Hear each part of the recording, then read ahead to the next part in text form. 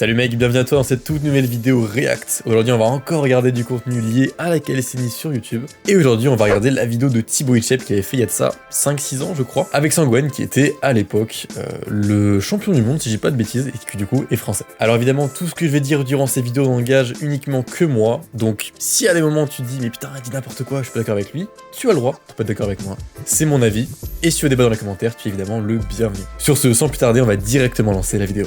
Donc les gens, c'est comme ça qu'on prend le métro quand on fait du street workout. Ça va Yoann? Ça va tranquille. Super. Alors, petite réaction juste avant que ça commence sur ces passages-là. Je m'en souviens, j'avais déjà vu à l'époque la vidéo, ça fait très longtemps que je l'ai pas revu. Ça, c'est les passages qui m'ont un peu dérangé dans la vidéo. Globalement, j'en ai un bon souvenir, attention. Mais ce truc-là m'a un peu dérangé, c'est qu'en fait, là, ça montre un peu l'apologie du mec qui flex et qui fait chier les gens dans le métro. Parce que si on regarde bien, là, tous ces gens-là, ça les fait chier. En vrai, de vrai, ça les fait chier. Ça les saoule. Et même lui, même Sangwan, je pense, donc les gens, ça le fait un peu chier de faire ça, parce que ça amène vraiment ce truc-là de on est des gars du cirque. On est là juste pour faire le show, juste pour que les gens regardent. Ce qu'on n'est pas, du coup. Donc voilà. Forcément, on aime bien quand les gens regardent, c'est normal, mais pas, pas à ce niveau-là. je vais vous parler aujourd'hui. Aujourd'hui les gens, j'affronte le champion du monde. On va mettre en pause juste ici, parce que là, il y a un truc très intéressant qui se passe.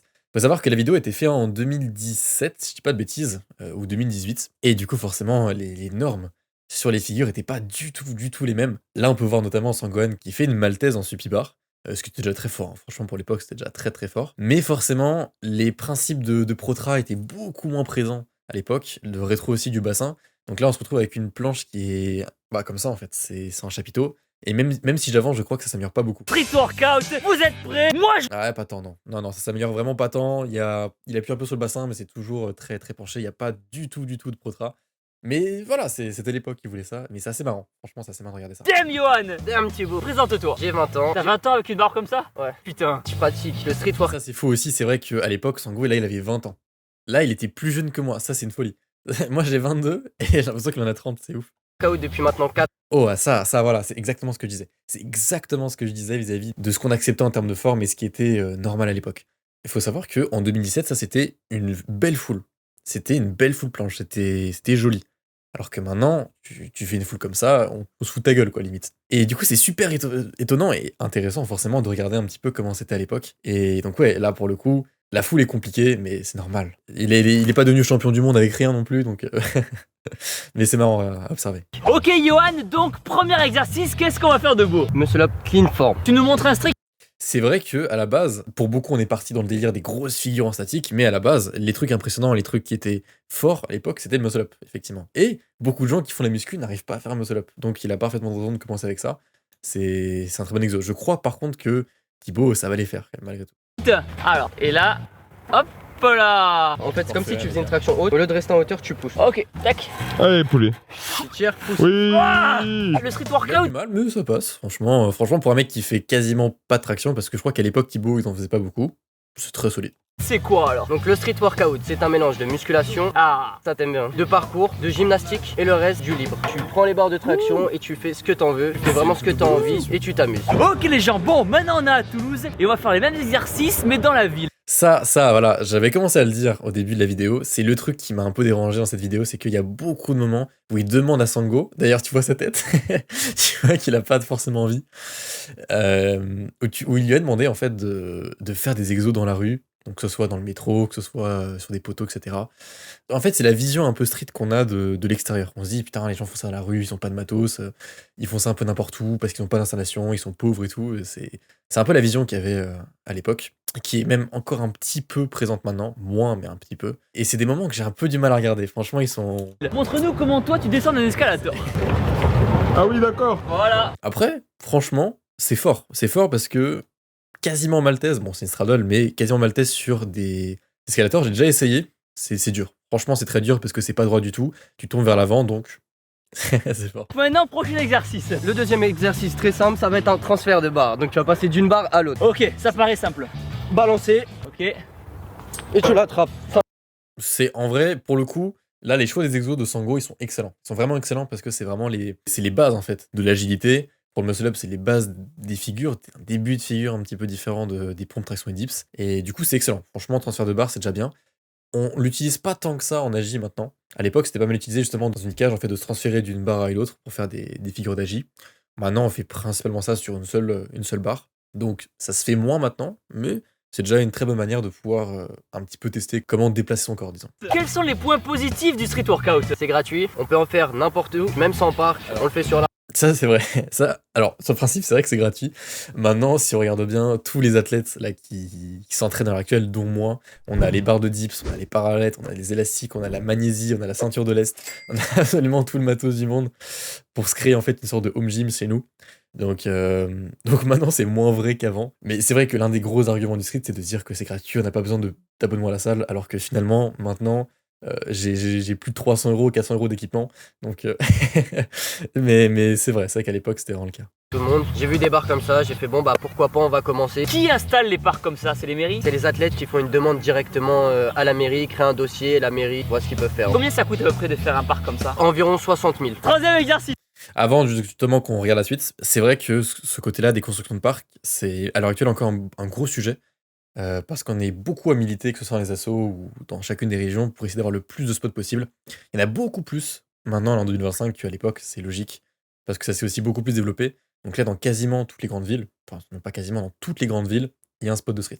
Et s'il n'y en a pas dans les vôtres, d'ailleurs si tu regardes cette vidéo et qu'il n'y en a pas, n'hésite pas, bon forcément pas tout seul, mais si tu as potentiellement un comité, c'est de te rapprocher d'un comité justement de street, pour essayer de voir, pour en construire un, parce que c'est génial. Comme initiative, c'est génial, et comme il a dit, ça coûte 60 000 euros, ça fait vraiment pas partie des installations les plus chères, notamment pour les mairies.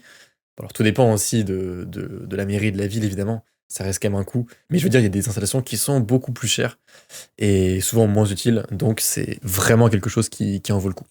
On va passer sur une figure de force, parce qu'on fait de l'agilité et aussi de la force. Un back lever, tu sais ce que c'est ou pas du tout? Pas du tout. Je sais que t'as un petit peu de gainage, tu passes tes jambes entre tes mains, tu les tends Ok. et tu bloques. Waouh.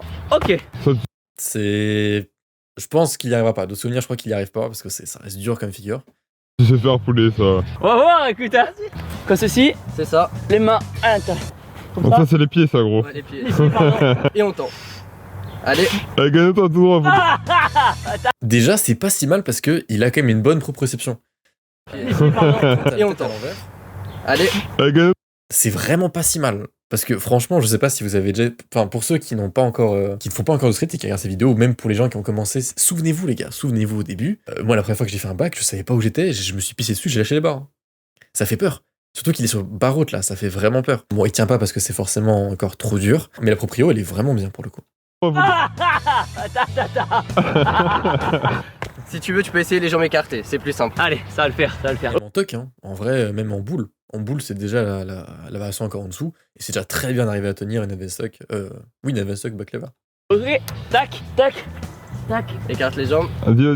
Voilà. C'est bon là, comme ça? C'est bon, c'est bon. C'est pas top, mais c'est pas si mal. Franchement, pour un mec qui a jamais fait de statique de sa vie, c'est vraiment pas si mal, il se débrouille très bien. Voilà, comme ça. C'est bon, c'est bon. Est-ce que physiquement ça se voit alors? Est-ce qu'on voit les progrès physiques? Oui. Franchement, une très grosse transformation. Quand j'ai commencé, j'étais vraiment fin, mais vraiment fin. J'ai une photo d'ailleurs sur Instagram, tu vois la progression. Franchement, t'es pas prêt. C'est vrai? T'es pas prêt. Ok, prochain exercice. Le front lever, c'est la même chose que le back lever, mais dans l'autre sens. C'est pas les longs. Ça, je suis que savoir comment il va faire, parce que autant le back est un peu plus simple que le front, mais niveau proprioception, c'est compliqué. Autant le front, il va voir ce qu'il fait, donc je pense qu'il réussira un peu mieux le front. Lombaires qui travaillent, c'est les abdos. Tu mets tes pieds ici Ok. et t'essayes de tendre. Ok. Attends, quoi, Sango, qu'est-ce que tu m'as dit? L'autre sens, c'est pas les lombaires qui travaillent, c'est les abdos. Sango, plaît. Je t'aime beaucoup, Sango, je t'aime beaucoup. Mais c'est pas les abdos qui travaillent en front. Enfin, ils travaillent forcément d'une manière ou d'une autre, parce qu'on est sur un... Tu soutiens quand même tes jambes, mais on est sur du 80% dos et 20% abdos. Donc, alors... Et les lombaires travaillent aussi beaucoup en front, hein. C'est pas du tout la question. Bon, après, forcément, c'est sûr qu'il a pas étudié la biomécanique, surtout à l'époque. Je pense qu'à l'heure actuelle, il y aurait un discours différent. Si tu tombes sur cette vidéo d'ailleurs, mec, n'hésite pas à commenter. Je pense que tu tomberas pas dessus, mais par curiosité, n'hésite pas à commenter pour me dire un peu ton point de vue aussi, même du tournage et de ce que t'en as pensé. Mais c'est une très grande majorité du dos, pour le coup. Tu mets tes pieds ici Ok. et t'essayes de tendre. Ok. Ça paraît tellement simple quand tu le fais. Ok, à moi. Hop, Vas-y, hop. souffle. Non, reste là gros, reste là. Très bien, c'est très bien. Je sais pas si on se rend compte. Il tient ça quand même. Chaussures en plus. Chaussures comprises sur barre haute, en négative. C'est très fort. Je sais pas si vous vous rendez compte, c'est vraiment très fort. Là, il a quasiment un front. Ok Johan, maintenant montre-nous comment tu prends le métro. Je vais te montrer. Attention à toi. Excusez-moi. Juste avance un petit peu. Voilà. Donc les gens, c'est comme ça qu'on prend le métro quand on fait du street workout. Alors, je vais mettre déjà sur elle qui comprend pas ce qui se passe, mais surtout il y en a une autre qui. Voilà. Donc les gens, C'est c'est la personne à gauche là, comme regarde. ça qu'on prend le métro Là. quand on fait du street workout. Là, ce regard de jugement là, il m'excède de rire. Il est fabuleux ce moment là de jugement. Et lui aussi il juge un peu. Hein. Il est aussi derrière avec ses lunettes, elle juge. Mais ouais, non, en ce moment il est un peu compliqué. Il est un peu compliqué, j'avoue. Est-ce que c'est un sport qui se développe chez les petites alors? De plus en plus, au début il n'y avait pas grand monde. Est-ce que physiquement, toi t'avais une évolution ou pas avec le street? Ah oui, j'ai eu une évolution. Je coupe 2 secondes pour dire justement les avis des filles dans le sport. Il y en a de plus en plus. Alors bon, je vais dire un truc évident, on est quand même en 2025 et là, la vidéo était faite en 2018, si je dis pas de bêtises. Mais de plus en plus, on a vraiment une présence féminine qui est plus grande. Bon, forcément, la grande majorité est masculine, hein, mais ça fait très plaisir à voir de voir qu'il y a beaucoup plus de filles qui petit à petit s'y mettent et petit à petit se lancent, donc c'est trop bien. C'était un petit peu rempli que de garçons, donc j'appréhendais un petit peu l'arrivée sur le spot, le regard, etc. Puis quand tu leur as tapé 5-10 tractions devant eux, ça les calme et Déjà, alors très fort qu'elle tienne. Alors ça par contre c'est fou parce que spot, le regard, elle tient un back lever, ça c'est très solide. etc. Puis quand tu leur as tapé 5-10 tractions devant eux, ça les calme et Bon, elle a du mal à tenir, mais elle tient un front, c'est très fort. Déjà, en 2025, il y a peu de filles qui tiennent un vrai front joli. Il n'y en a vraiment pas beaucoup. Donc c'est déjà très fort en 2017-2018 de tenir un front. En tout cas pour une fille, parce qu'il y avait peu de filles qui le faisaient. Il y a vraiment peu de filles qui entraînaient le statique à l'époque. Moi, je me souviens en 2018, bon, je faisais pas encore de street, j'ai commencé en 2020, mais en 2020, je n'ai vu quasiment aucune fille sur les réseaux qui faisait un front. Il a fallu que j'attende facilement les dernières années là pour voir des filles sur les réseaux faire des fronts. Donc voir quelqu'un en 2018 arriver à faire un front comme ça, très fort. Très très fort. Et elle dit un truc très vrai vis-à-vis des parcs de street. Il y avait un petit peu ce côté-là d'appréhension au début d'y aller. Mais maintenant, c'est super chill sur les parcs de street. Et si à l'heure actuelle, tu vois cette vidéo et que tu hésites à aller sur un parc, et viens. Viens parce qu'on t'accueillera vraiment qui que tu sois, quel que soit ton niveau. Donc, tu peux venir. et t'as le respect de tout le monde, c'est bon. Ah, qu'est-ce que tu fais, Thibaut? J'entends ma petite. C'est pas comme ça qu'on fait, attends, je te montre. Acting. Jeu d'acteur en tractopelle, comme on dit. D'accord, ok. Je mets la main la plus forte en bas et la main la plus faible en haut. Le fameux drapeau. Qui est pas si simple quand tu connais pas. C'est vrai que pour nous, on prend un peu de haut les gens qui font des drapeaux, parce qu'on sait que c'est pas si dur que ça. Mais bon, pas si simple. Quand t'en as jamais fait, c'est dur. C'est bon, j'ai plus d'épaule. Est-ce que du coup, t'aurais des conseils pour les gens qui regardent la vidéo et qui commencent le street? Commencez bien par apprendre à faire des tractions, des dips, des pompes, des muscle-up. En vrai, il a raison. C'est bien de se construire une base musculaire avant. Bien sûr que si vous voulez débloquer des figures après, forcément, il faut faire des figures, c'est normal. Mais bon, une petite base musculaire avant, c'est quand même une bonne chose. Malgré tout, ça reste une bonne chose. Combien d'entraînements par semaine? 3 entraînements par semaine, c'est bien. Donc un entraînement set and rep, un entraînement freestyle, donc les mouvements de gymnastique, on peut dire. Et le dernier, les mouvements de force. Ok les gens. Ça, c'est pas très vrai, pour le coup. C'est pas assez, en fait. C'est vraiment pas assez. Tu peux pas faire un seul entraînement d'agi par semaine, un seul entraînement de force par semaine et un seul entraînement set and reps. Surtout si, là Sango, il fait principalement statique et agi. C'est pas possible de faire aussi peu. Aussi peu de statique dans une semaine, c'est trop peu. Pareil pour l'agi, c'est beaucoup trop peu. En vrai, set and reps, bon, ça peut être suffisant à partir du moment où t'as un gros niveau et que juste tu fais qu'entretenir, parce que lui, il fait qu'entretenir. Mais statique et agi, il faut faire beaucoup plus. Il faut au moins 3 trainings de force, donc 3 trainings de figure par semaine, tout ce qui est statique, et au moins 2 trainings d'agi par semaine. Ça, en vrai, c'est le minimum. Et du coup, un street workout, est-ce que c'est un peu comme la muscu, c'est-à-dire il faut bien manger, les protéines? Du ridend. Tout dépend des athlètes. Personnellement, non. Ma diète, c'est Burger King, KFC, donc Oh non! je peux pas lâcher le poulet. Le poulet de KFC? Ah, je peux pas. Il y a le blanc de poulet aussi, hein. Les tenders, c'est pas mal. Là, il amène un point qui est assez important, et tous les mecs qui font du street, je vous vois, tous les gars là qui s'enfilent, toutes les monsters du monde, qui se prennent tous les BK et tout, tous les jours, les gars, vous faites pas d'efforts. En vrai, vous faites pas d'efforts. Je sais que c'est pas un sport dans lequel les répercussions vis-à-vis des nourritures, elles sont énormes, je suis d'accord, mais vous faites pas d'efforts en vrai. Quelles sont les valeurs un peu du street workout? La cohésion, vraiment la cohésion. On est vraiment tous ensemble, c'est vraiment de l'entraide, du partage. Pour moi, le street workout, c'est une famille. Au niveau même aspect, au niveau culturel, le fait de voyager, j'ai vu pas mal de pays, ça m'a vraiment changé la vie, vraiment. Et bah franchement, c'était une très bonne vidéo de présentation du street, en vrai. Il y a beaucoup de médias qui ont du mal à dépeindre le street de la bonne manière, et qui se retrouvent en fait à très souvent plus se descendre qu'autre chose. Là, c'était très cool. C'est très cool, déjà, ils ont pris Sangohan qui était une vraie icône. En 2007-2018, il a gagné le championnat du monde. Un Français qui gagne, c'était fou. Il y en avait eu d'autres, mais je veux dire, C'était très impressionnant. Et c'était super franchement de voir que il a très bien présenté le sport. C'était trop cool. Il a montré toutes les facettes, que ce soit le CNREPS, l'agilité, le statique.